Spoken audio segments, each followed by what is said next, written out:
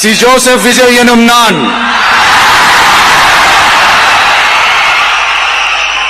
தமிழ்நாட்டு அரசின் முதலமைச்சர் என்ற முறையில்